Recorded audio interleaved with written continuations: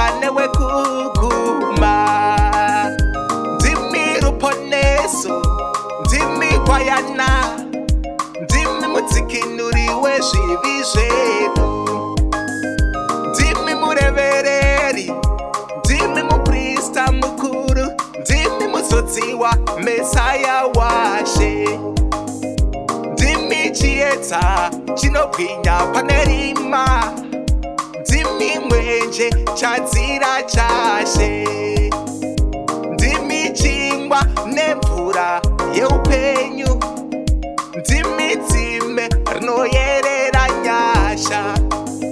Ndimi dombo rakaraswa navavaki, rikazova musoro wekona.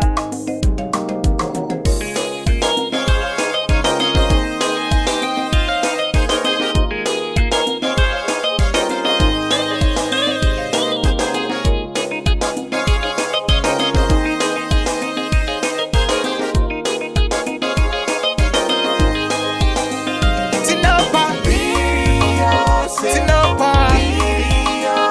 Tinopa, kunemi ponesi. Tinopa, Tinopa, Tinopa, kunemi ponesi. Tinopa, Tinopa, Tinopa, kunemi ponesi. Tinopa, Tinopa, kunemi ponesi.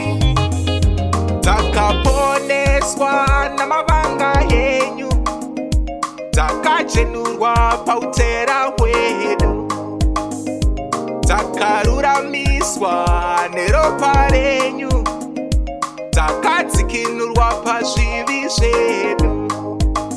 Tiri vakundi nokupurisa, tine simba guru pamuvengi wedu. Makatiita rudzi rutsvene kunashe, uprista hwamambo, vadyi venhaka yenyu. Tiri zvapupu zvezita renyu, tiri chiedza nemunyu kunyika. Makapiwa simba rose pamusoro pazvose, tichatonga nemi mumambo wenyu. Tinopa,